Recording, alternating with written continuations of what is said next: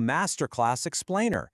I am absolutely thrilled to be your mentor today as we conquer a topic that is literally critical for your university examinations and your future practice. We're diving deep into environmental health and waste disposal.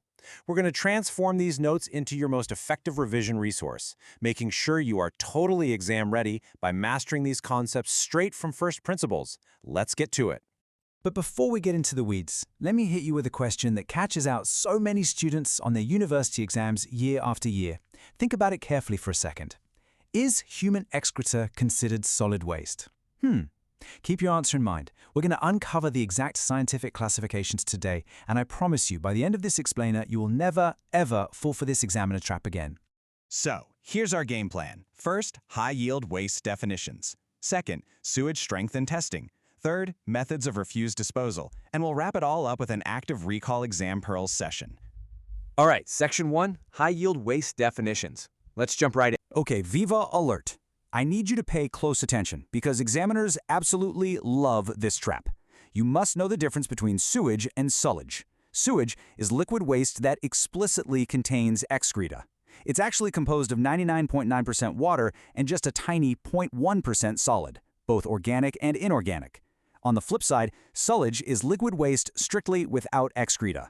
Think of it as the water generated from domestic stuff like your kitchen, laundry, or bathing. So the absolute defining factor here, excreta. Sewage has it, sullage does not. Listen up, because this is a high-yield exam point. Let's talk about refuse, which is solid waste. And hey, remember our hook question from the beginning? Well, here is your answer. Human excreta, also known as night soil, is emphatically not a solid waste. Do not get tricked by that. Domestic refuse is actually broken down into 3 distinct categories. First, you've got ash, which is just the residue from fire used for cooking or heating. Second is rubbish, which includes paper, clothes, glass, metal, wood, dust, the whole shebang. And third, garbage, which specifically refers to food waste generated from the kitchen. And just to properly round out our definitions, we have litter. Now, litter specifically refers to waste disposed in the wrong place by an unlawful action.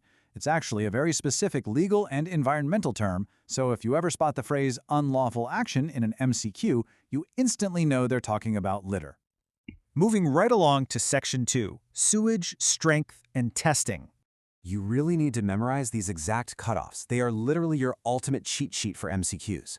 Biological oxygen demand, or BOD, tells us the organic content of sewage. Basically, it measures the amount of oxygen absorbed by sewage for the aerobic destruction of organic matter by living organisms. Strong sewage has a BOD greater than 300 grams per liter, while weak sewage sits at less than 100. For suspended solids, strong is greater than 500 milligrams per liter, and weak is less than 100. Take a second to just write these numbers into your mental hard drive. All right, NEET PG favorite coming up. Let's talk about chemical oxygen demand, or COD. While BOD relies on living organisms, COD measures the portion of organic matter which is susceptible to oxidation by a chemical oxidizer. And here is a golden exam pearl for you. Potassium dichromate is the absolute best chemical for COD estimation. Now, why does this actually matter clinically? Well, if wastewater contains toxic substances that would just kill living organisms, you obviously can't use BOD. In that specific scenario, the organic load must be measured by COD. Awesome. Let's jump to Section 3, Methods of Refuse Disposal.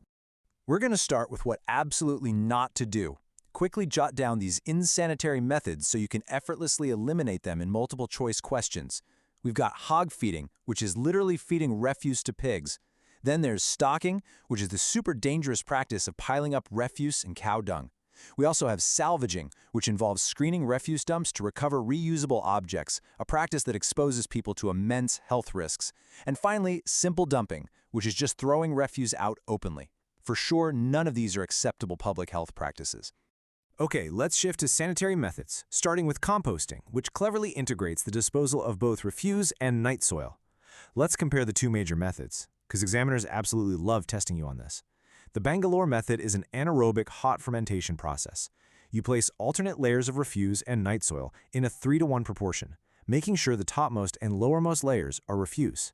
Conversely, the indoor method is an aerobic process. Here's a quick trick to remember it. Indoor is open to the air door, aerobic. Keep that in mind and you'll never mix them up again. Another high-yield exam point right here.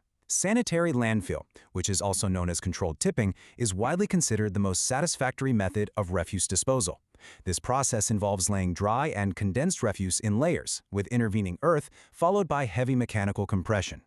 To easily recall the three types of sanitary landfills, just use the mnemonic sanitary RAT, R for ramped method, A for area method, and T for trench method. Simple, right? Now for the trench method specifically, you need to lock this exact statistic into your brain: 1 acre. To put that into perspective, exactly 1 acre of land is required per year for a population of 10,000 to fill its 2-meter depth. So when you see 10,000 population and 2 meters deep in a clinical scenario question, you immediately look for the 1 acre option. And to finish off our sanitary methods, we have incineration. This is basically just a high-temperature dry oxidation process. It's heavily relied upon in hospital settings for biomedical waste, which is exactly why it's so incredibly vital for you, as future doctors, to understand the core mechanism of dry oxidation.